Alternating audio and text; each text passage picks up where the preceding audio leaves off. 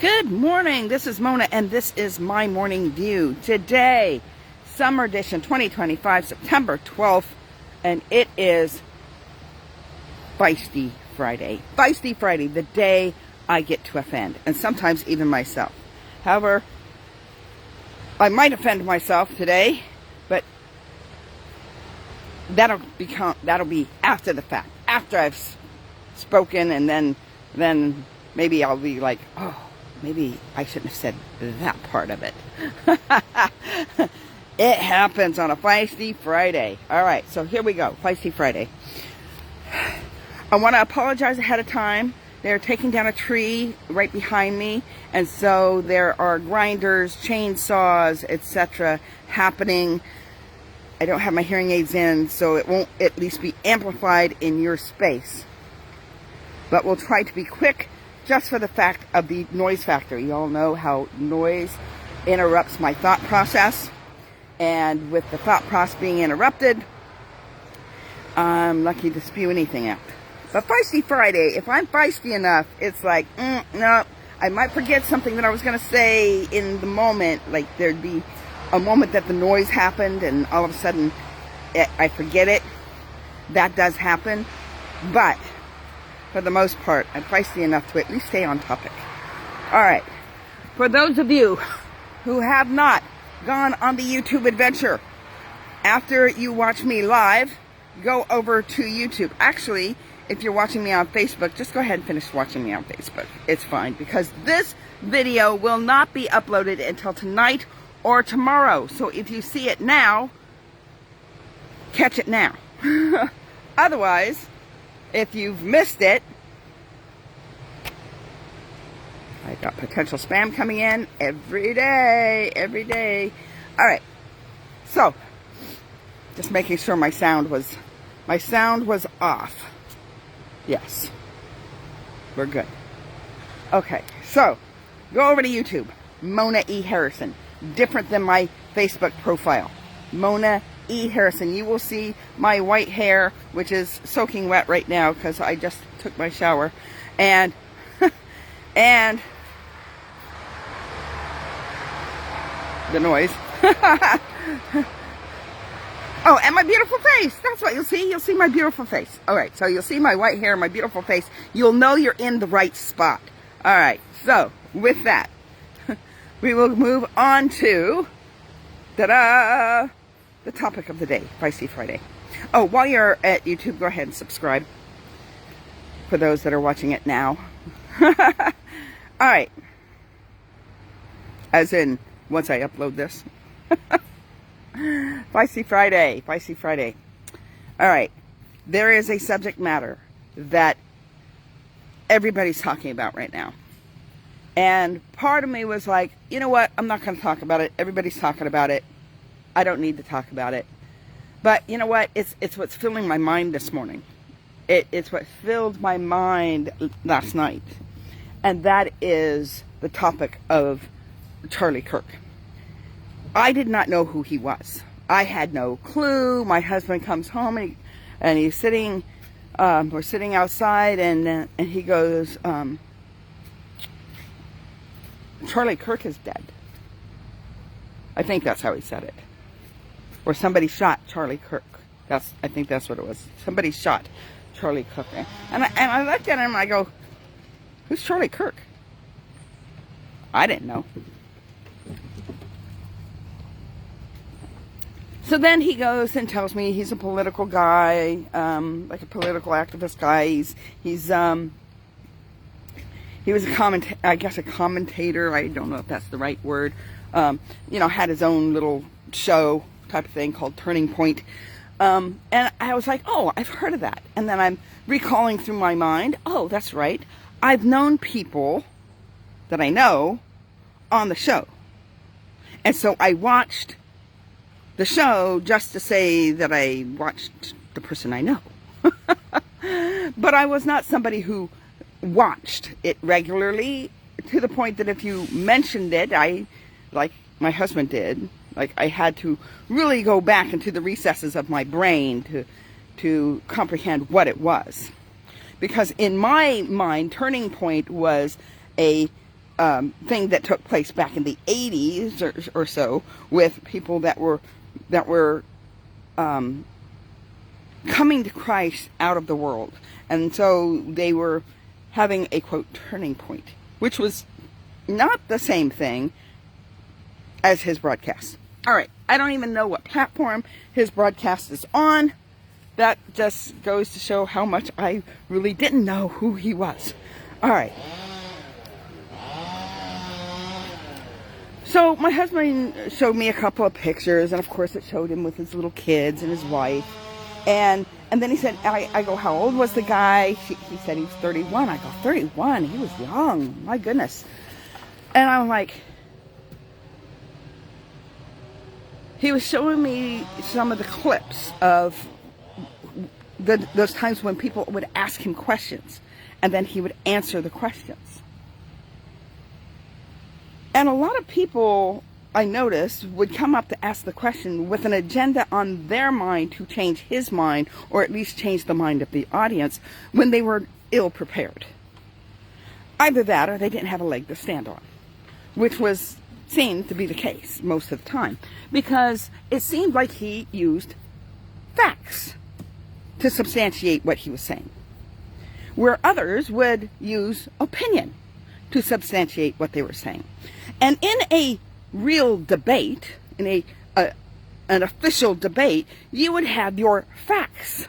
You would not go into a debate on opinion.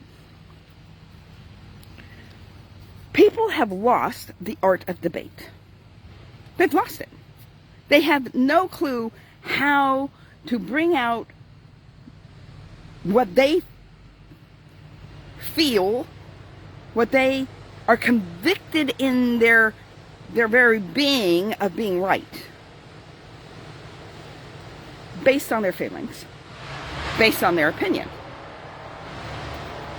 They don't know how to gather facts. And the best they can do is gather, quote, facts from, quote, experts that don't really have facts either.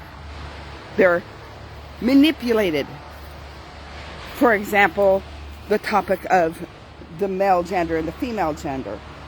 He was not wrong in saying that it will never change your XY or your XX chromosome.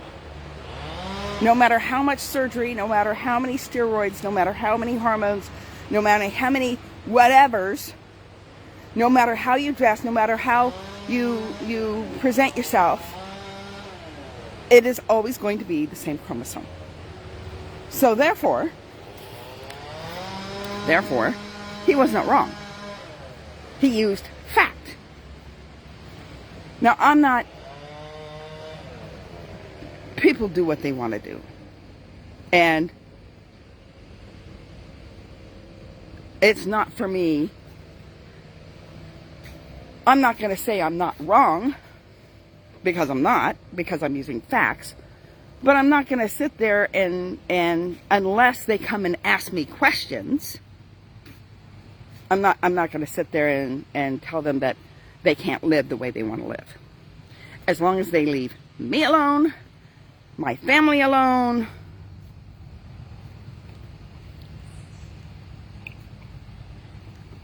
they have a right to their opinion. And they want to dress whatever they want to dress. You know, back in the day, I remember being chastised for wearing pants, because pants are something men wear. Fashion changes. It changes. It just does. The first nylons were worn by men. The first makeup was worn by men. The first wigs were worn like men. And don't you dare call a Scottish man wearing a kilt, say that he's wearing a dress. Okay, so we're establishing where I stand on this subject, right? You can do what you want. I don't care. You can say what you want. I don't care. Unless you're manipulating a platform. For example, when the Oscars, I stopped watching those decades ago, because They were using it as a political platform, and that is not what its intent is. Its intent to say, hey, you were the best actor this year, you get an award. You were the best director this year, you get an award. And the minute they got on stage, it was nothing about their movie. It was nothing about their acting. It was all about what they wanted to say politically. They used a platform to speak that was not a platform for that. So I stopped watching. See, that's what you got to do. You just got to stop. Like, I don't need to hear it. I can turn it off. I can turn the channel.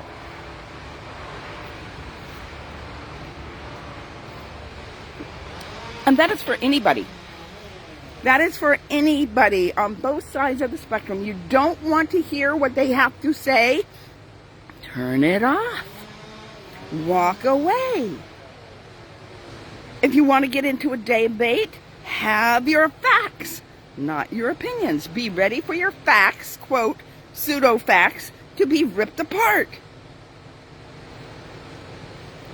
And then you have to stand on what else you have for your platform. If you don't have facts to back it up, and how do we determine facts? By what is true. But truth, which is different than true, is not subjective. So, there may be some true things that you say, but it is not truth. And how do we determine truth? There is a plumb line. There's a plumb line in justice. There's a plumb line in morality. And by the way, those do change. Just like dress changes. You can change your laws. You can change your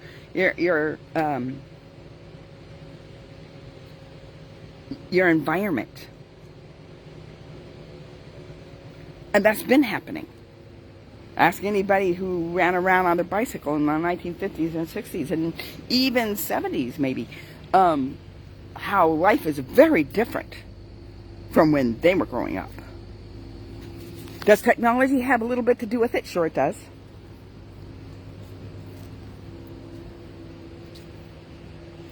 But the one thing that I'm bringing today isn't about change is inevitable, or that it has to change for the worse or for the good.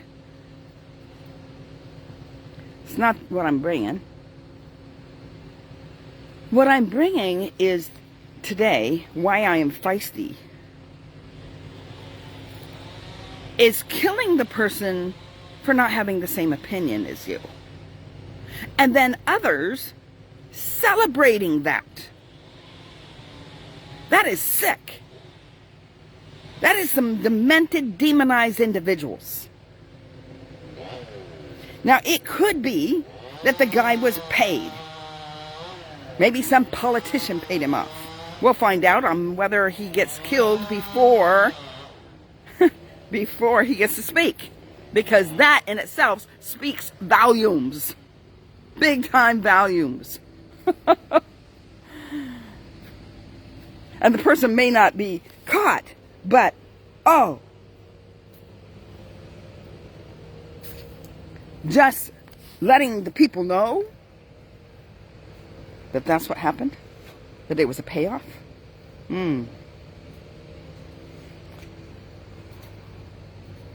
That could cause some problems. That can cause some serious problems. Trying something new today. I have my organic decaf coffee with me. And I put bone broth in it. It's salty caramel. I think I prefer the flavor of coffee by itself still. But if you're a person that likes creamer or something like that, Alright. So I just wanted to let you know that. Because I had to take a drink. I had to take a drink of coffee. Decaf coffee, so it's not even for the stimulus. You don't need stimulus on Fiesty Friday. Well, sometimes I do. All right, so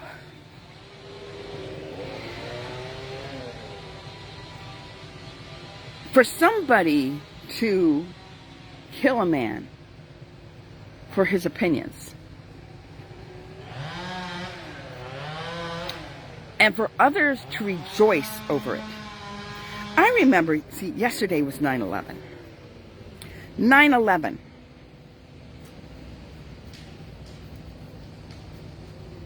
We live in an area that was impacted by 9/11. Some other places in the country, not so much. You know, life went on as normal for the most part. But for our area, it was a big hit.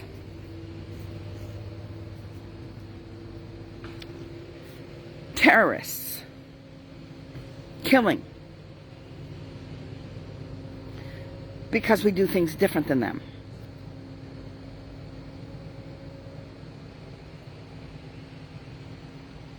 Because the United States has an opinion. And in the streets of Patterson, there were people celebrating the death of Americans, to include children, by the way.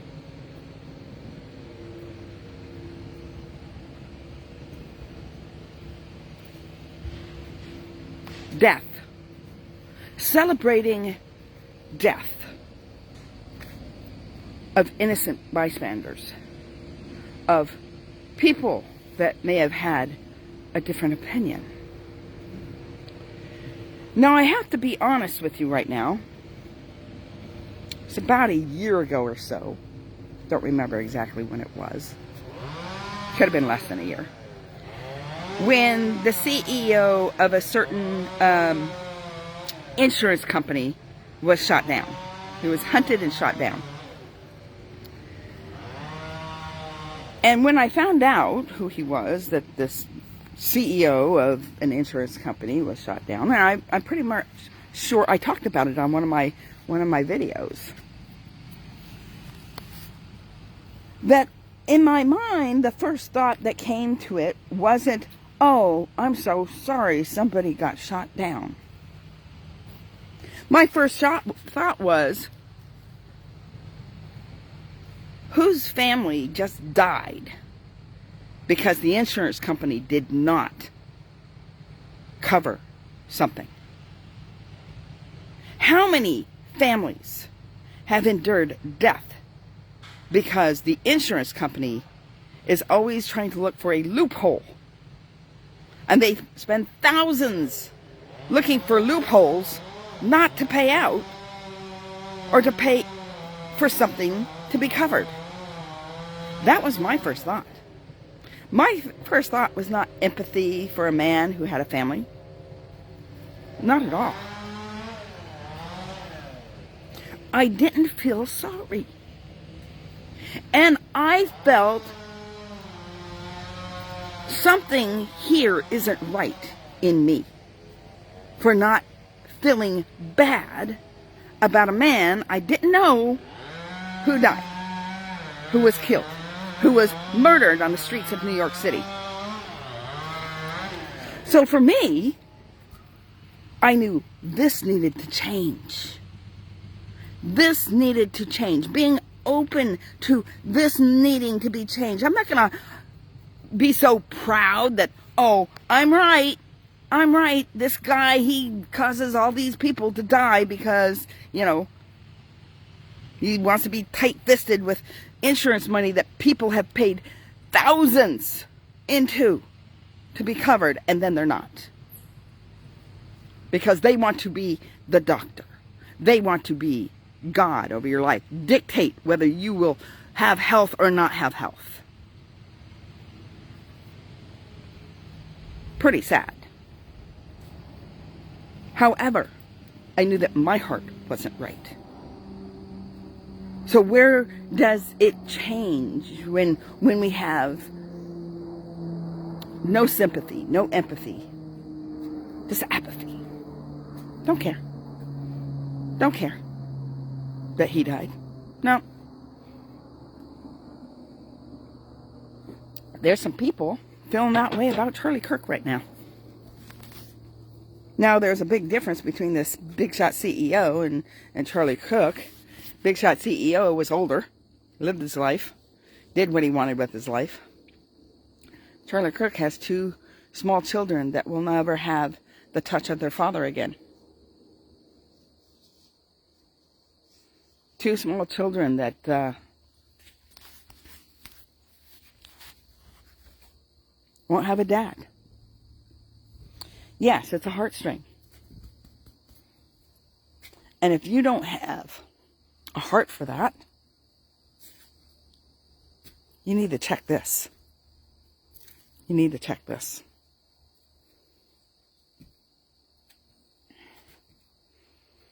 I never knew him before yesterday, but I think I'll probably remember his name for the rest of my life.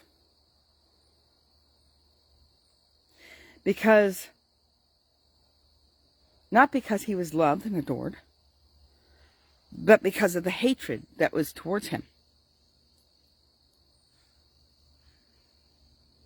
The lack of being able to have a healthy debate.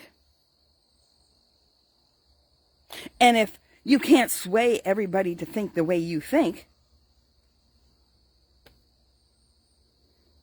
that you can move on with your life. But let's just get rid of all those people, because the chant wasn't just chanting and celebrating his life. They said, who's next? Who's next? Who's next? They're just as bad as the murderer themselves. They're looking at taking out anybody that opposes them.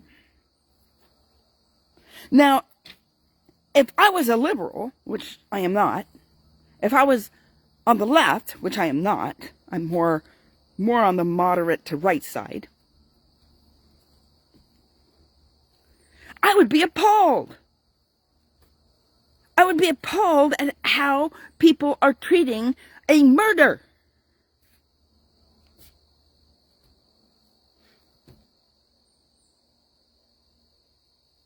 See, that's another thing that's different than the CEO and of an insurance company, where a lot of times people die because insurance people, not the people that work for insurance, but, you know, the organization of insurance, I think they're a necessary evil.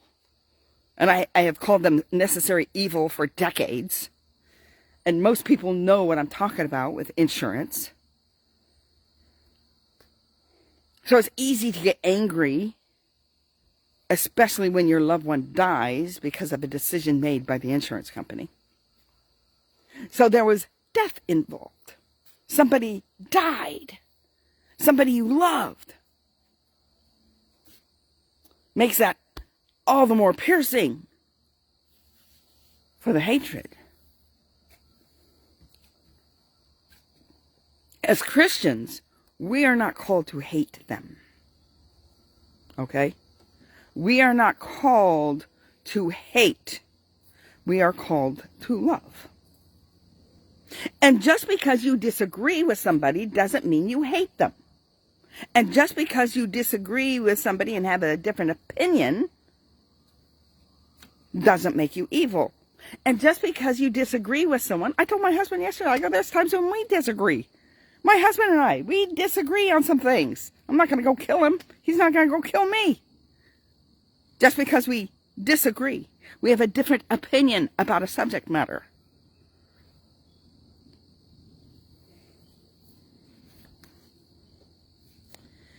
It sets a precedent if you allow them to get away with this. It sets a precedent that anybody can murder anybody over opinion.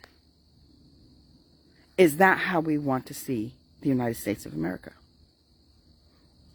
Is it?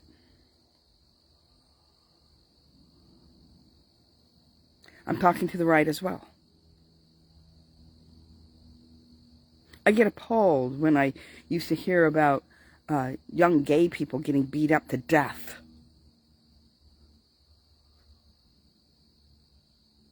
It was wrong.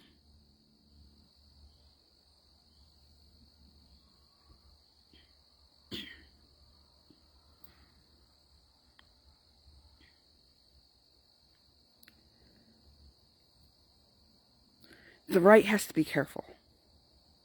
Because the left is being, what is it? Protagonists? I don't know if I'm saying that right. They're poking the bear, poking the bear, poking the bear, poking the bear. With violence. And it's easy for us to say, violence becomes violence. For our safety, we're going to have to take out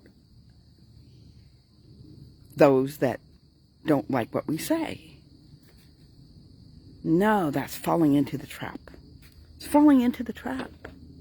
You don't want to do that. I know somebody who probably disagrees with me, could totally take me out of context here, take one little snippet and say, this is what she said, but not in its entirety. You have to watch. See, that's the one thing about me is I go through the storyline bit by bit. And every little bit can be taken out of context. But it's in the whole. The story in the whole. What are we talking about? We're talking about not being able to communicate with one another over differing opinions. And therefore we're taking violence. And then we're celebrating that violence.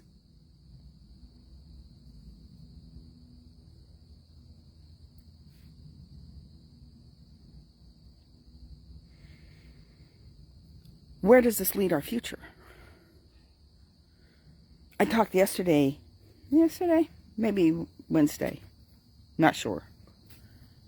And I was talking about I think it was Wednesday. And I was talking about the shrewd manager.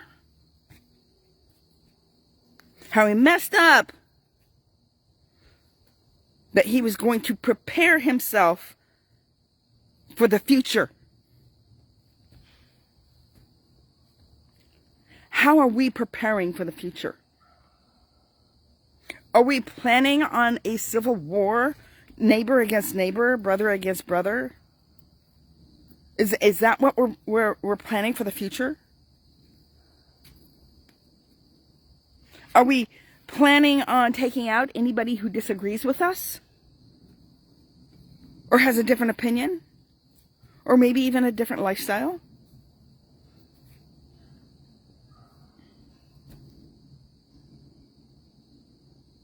And I'm not saying who's right and who's wrong. Anybody who's celebrating the death of another person is wrong. I really hope all those videos go viral of those people. And people see them and say, oh, I know you. You're not getting a job here. We don't want anybody who's willing to celebrate another one's death. Another spam call. Takes up my screen. I don't want to see it.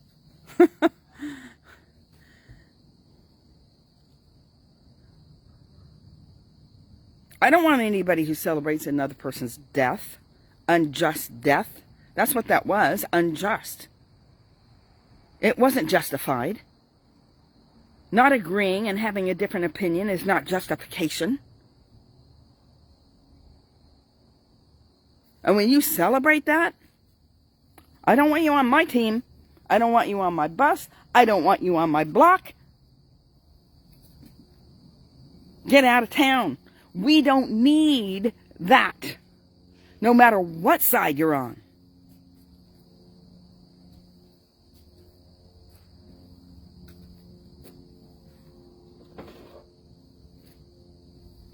And pride and shame will keep you there.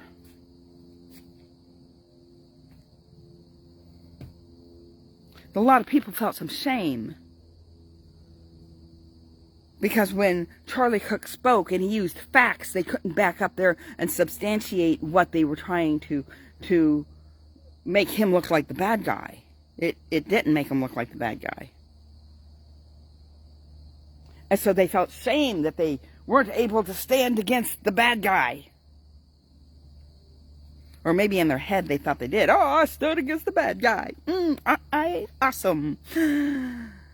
No, you look like a fool. I've seen some right-wing people look like fools too. I'm not singling out.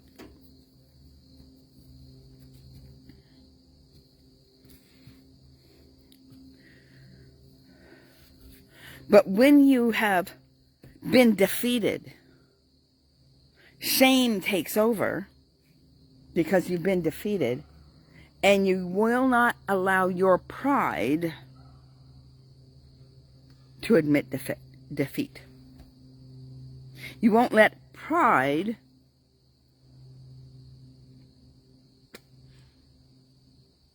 make you look bad. I have to be more staunch on my subject because I'm not going to ever let this happen to me again. Urgh. And as it continues, and the chess master keeps winning the game, we'll just get rid of the chess master.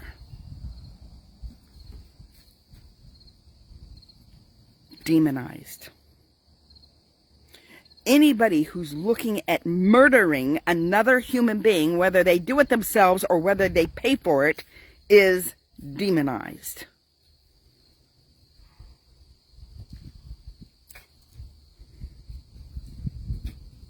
Judas. Satan entered into him. Demonized. To the point he hung himself because he had so much shame. And pride kept him from going back and asking for forgiveness.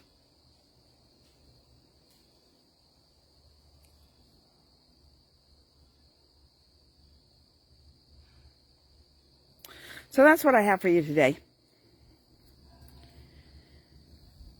Not putting this guy on a pedestal. I didn't know who he was. But where are we taking our future? Are we going to substantiate facts upon our opinion, or our opinions? Or our opinions upon facts? And are they facts, true facts, or are they lied facts? Because there's a lot of lies out there. And before I leave, I do want to say one more feisty little moment. They already have books out. The Assassination of Charlie Cook. For sale. Exactly how much research went into that? Do you really want to buy a book created by AI, which is the opinions of everybody on this planet who's ever posted anything about Charlie Cook, thrown together, mismatched, hasn't even been investigated yet, doesn't even have the murder suspect in custody yet, and it's already out for sale? If I'm going to buy a book, I want to make sure the person did some research. Really. That they did the research. It's either that, or they're coming from an aspect, for example, if the wife decides to write a book about her husband, and she's coming from knowing him personally and sharing her heart, you don't need so much research. But if you're going to have a book with that title, there better be some research to it. Because other than that, it's just the opinion of AI. AI doesn't differentiate fact from lie. It takes all the information that it has.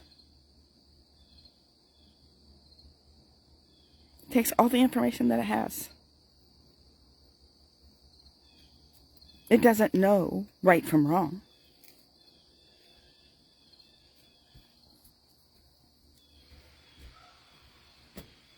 All it could do is some say this or some say that.